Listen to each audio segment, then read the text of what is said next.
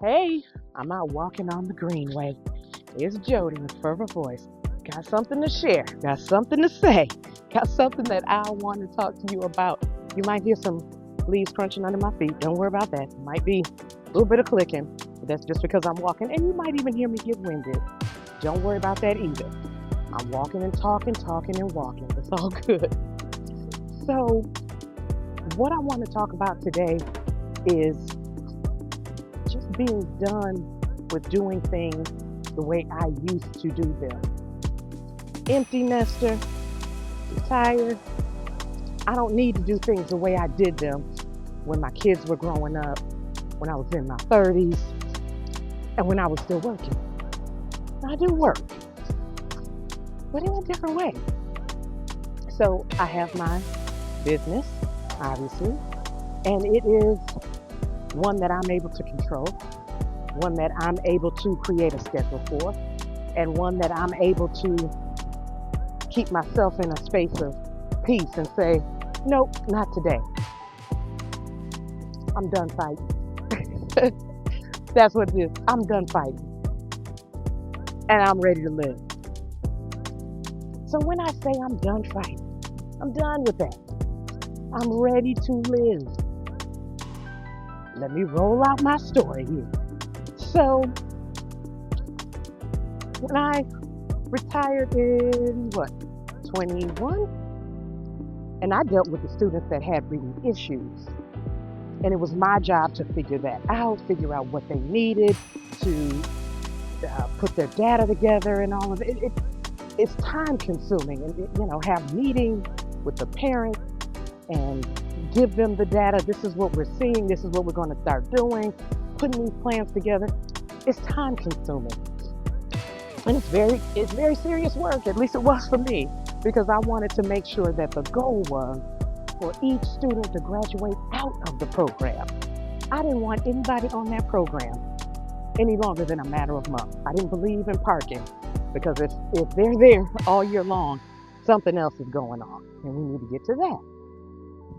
I had the assistant principal come. You are the one that I need to help this student. Oh my God, look at the deer. Oh, they're so pretty. Oh, sorry, y'all. And I said, you know, I don't think I can do this anymore. I didn't care about anything at that particular moment. Anything. It was just kind of mild, just like, mm, mm. I just had no desire.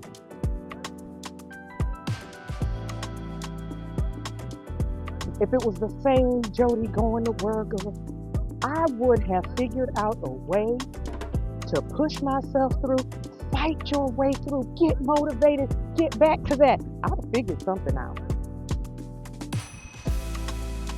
I was already telling myself, I'm tired of fighting, and I ain't gonna do it. I'm gonna live.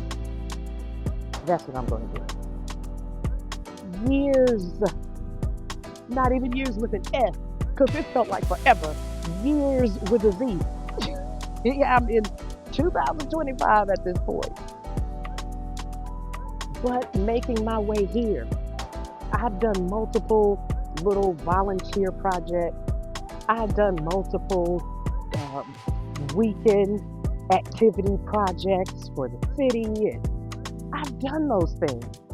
But I didn't make it a requirement, a grind. I didn't do that. And I learned that I can still be valuable. I can still be fulfilled without fighting things through. I'm done fighting. I want to live. And that's what I started to focus on. Now, I did try to go back to work doing something different. I don't even remember what the job was called, but I remember doing the interview, and I remember being so proud of myself, and I did such a great job. And my sister-in-law said, Jody, you gonna work 8 hours a day? You have not been to work in years. I was like, Adrian, I'm gonna do it. I'm gonna do it. She was like, girl, that's gonna be okay. All right. And we always have this running joke where it's just like, Jody, what you gonna end up doing? Th- This has just been the running joke for us. And my niece too. Her daughter V is just like, Auntie, don't worry, it'll be good, it'll be good, don't worry. And I did it, but I did find myself getting back into the fight. I did see myself noticing that, you know what, you all are working against each other. Y'all are mean. Like straight up, this is not good energy here. And this was a project for the city. So the project was basically qualifying people for certifications and funding so that they could go back to school and just kind of update that resume and put more qualifications under their belt. Going, it's a 2-month project. And I think I'm gonna let this thing go at the end of the 2 months. And I'm going on back home. I'm gonna skate. I'm gonna do my podcast. I'm gonna do whatever I feel like doing. I'm gonna read. I'm gonna study. I'm gonna take some classes and do some art. Do all that fun stuff. Get in the garden again. That's what I'm gonna do. Well,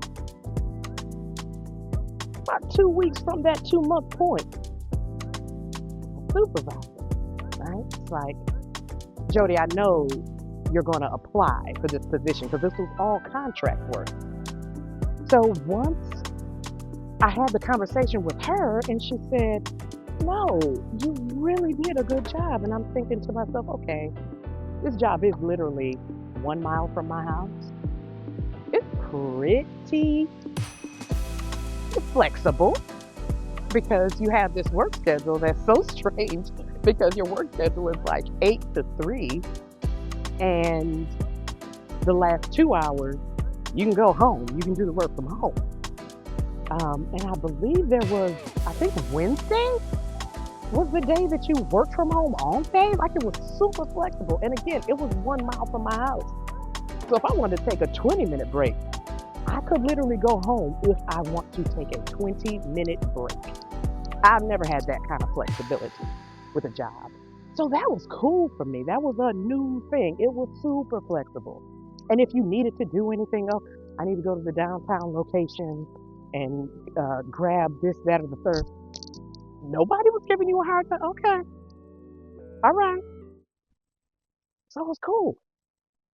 When my supervisor asked me if I'd applied, I was like, no. And then she talked to me about, oh, you did a great job. And I believe that we'll be able to stay on because we're already here. We already know what it is. You don't need to be trained. I said, okay. And I applied. Rapid response. No.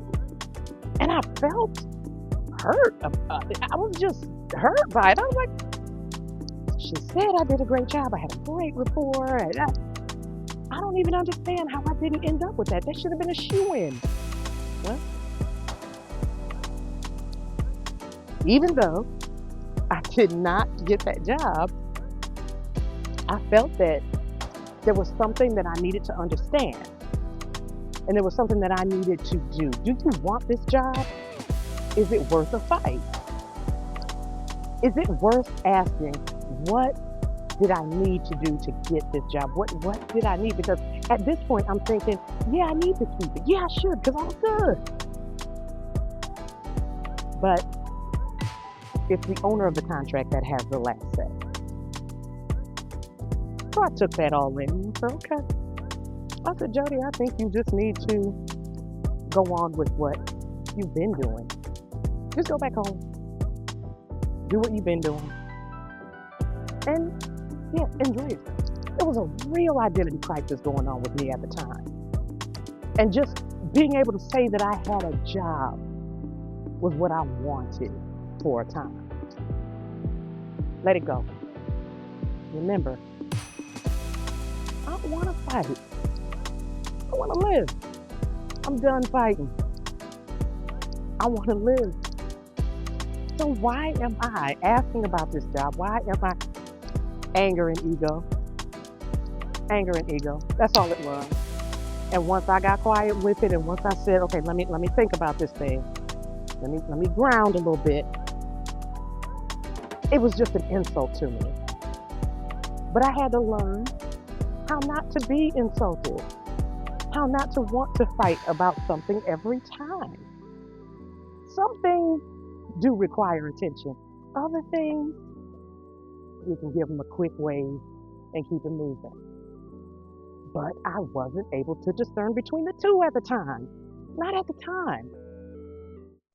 But for the most part, I was back chilling, exercising, baking, just whatever I wanted to do.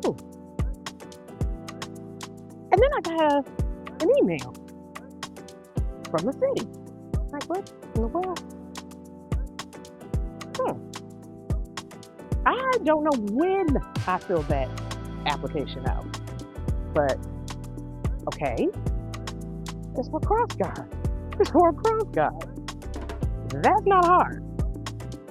Okay. And I'm saying to myself, this is the perfect thing to keep me busy. I'm pretty sure a cross guard is going to show up before school and show up after school. What else would a cross guard do? So, came in, get the phone call. Are you still interested? We'd love to have you. Absolutely. This is 20 minutes first thing in the morning, 20 minutes in the afternoon at 2 o'clock. This is something that I truly enjoy. It's hilarious. I'm like 15, 20 years younger than all of my coworkers. And I'm used to being kind of the older woman in the school. But this one's different. As my sister-in-law says, you're just a flower child. That's all. I'm going to bring laughter wherever I go. That's just who I am. Been like that my entire life. I can remember my teacher, Miss Gibbons, crotchety old lady. Nobody really cared for her, but she was an excellent teacher. And I know that because I teach now. Hey, good morning. Excellent teacher. That woman taught me lessons that I taught my kids and lessons that I teach my great niece and nephew right now. She moved me around the classroom. She kept moving me around the classroom until I had to tell her, it doesn't matter where you move me. I'm going to make friends wherever I go. But she left me next to him. And it did allow us to build a friendship. It allowed him to change some of his ways because he thought everybody was against him. He was in a fight. And when we became good friends, he recognized that he doesn't need to fight, that he could live too. So this thing of not fighting and just live, it's really a beautiful sentiment if you can receive it. So after a year of the cross guard and me showing up and memorizing the kids' names, because that was just something I wanted to do, make sure that I knew the kids' names and give them that good juju on the way in the door. Being a teacher, being a general ed teacher, and then an interventionist, you understand that the way a student starts off the day can determine what's going to happen throughout the day. So if we can start off on a good note, and that doesn't mean that they have to show up 100 every day. But if I can let you know that you're wanted, if I can let you know that you are loved, if I can let you know that you are a beautiful being, it'll be all right. It'll smooth out. Ooh, pulling the hill right now. You can probably hear it in my voice. But that's all that is. Just making sure that they start off in a good space. And the way I always did that was through music. There was music piping out of my classroom every single day. I don't care where I taught. I had speakers, and I was going to have music playing. And it was something that worked for me. So I took the speaker that I use a big speaker with almost looks like a roll bag, but my speaker has the wheels on the back and that pull up handle. And I started bringing my speaker on Fridays, and I called it the Friday afternoon. So I call it the Friday Block Party. And the kids and the parents were like, Miss Jody, thank you. I love it. And last year I did that only on Fridays. Well, this year, I said, I'm going to do it every day. I'm going to do it every day. Because they expect it, they enjoy it, and what the extra 30 seconds popping my trunk, pulling my speaker out, and sitting it there and connecting it to my phone. It's the world to some of the kids. It's everything to them. Little gestures like that help me to realize I don't have to fight. I can just live. I don't have to. They give me the good juju too, because I love to see those happy kids running in that school ready to get started. I'm not at a school where there's conflict and all kinds of things. I'm not at that kind of school. I'm at an easy school. I'm at a Camp Cupcake school. There was a time in my life where I don't need to be there. They got all the support they need. No, I'm getting in the grind with the ones that need support. Not anymore. Because no, I like cupcakes. So, with the Cross Guard, obviously, there are things that you do to make sure that the kids are safe, make sure that they're crossing in a safe point. So, there's certain areas, certain entrances that people are not allowed to take, and they have cones there. And there's the parent, and that's the beginning of the year. This is the first week of the school year, this year, not last year. The parent came in, kept driving through the cones. And as I told her, I don't work for the school, I work for the police department. So if you're driving through cones and I turn your plates in, that's a violation. You have to pay a ticket. So, yeah, this is different. And she's fussing. I have a handicap sticker. You can't argue with somebody that's entitled. And when they flash that entitled light, when they flash that light, yeah, you just have to treat that as a detour and kind of go another route. That day, for whatever reason, I didn't go. I argued with her. Then her daughter got in, and I had to shut the daughter down. I don't address you, you're a child, and I'm going back and forth with the mother.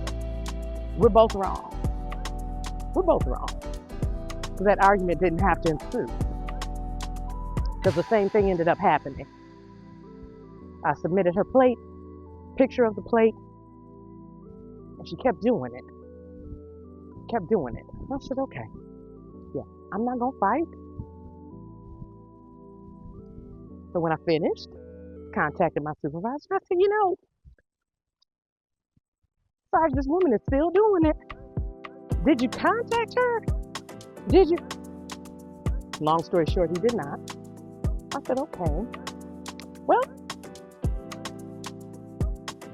let me know when you get it straightened out, and that's when I'll come back. He said, so does that mean you're not coming to work this afternoon? I said, I'm not.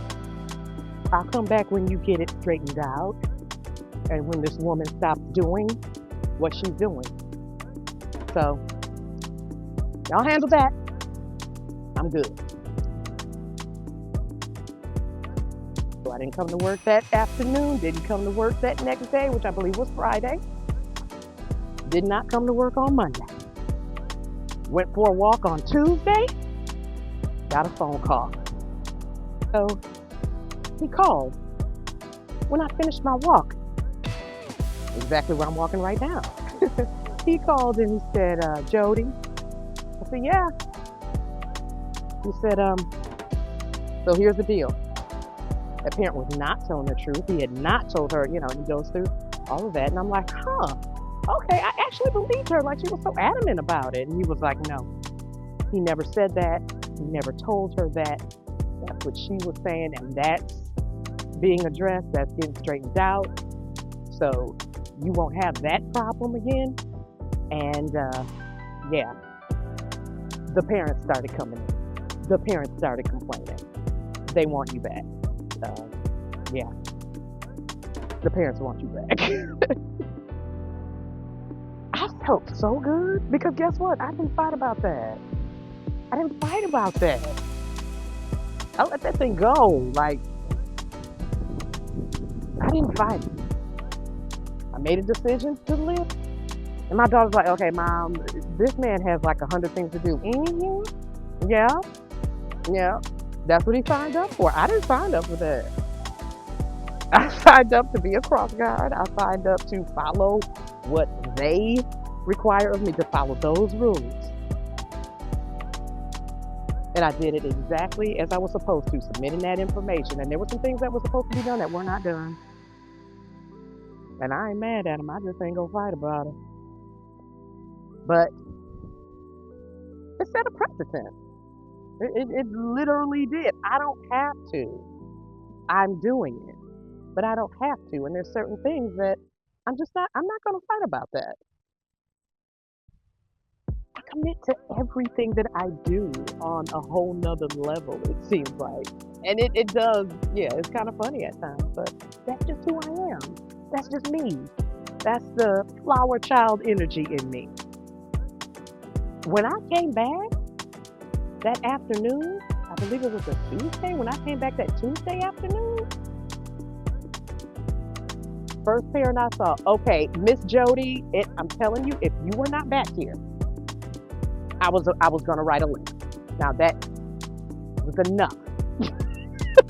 And Friday we didn't even have a cross guard. And before that, well, if that's what you want to call that person. And it was funny. It was funny because it's always nice to be able to teach her more. And it's also nice to receive the gratitude. It's also nice to say, I missed you.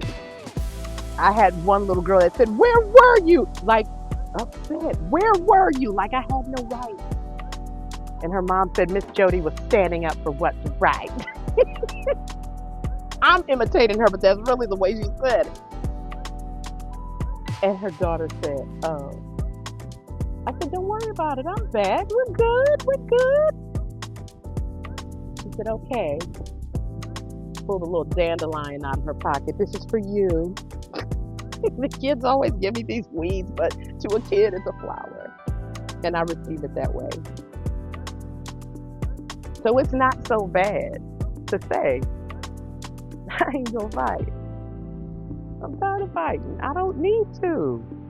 I don't want to fight. I want to live. You can.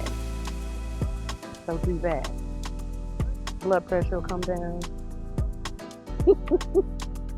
It'll be easier to laugh at things and smile at things than to be offended by them. There's an art to it, just like anything else. But you gonna sleep at night like a baby and wake up ready to take on another day of living. It don't get no better. Try it out. That's my message for you today. Have a good one. Stop fighting. Start living. Love y'all.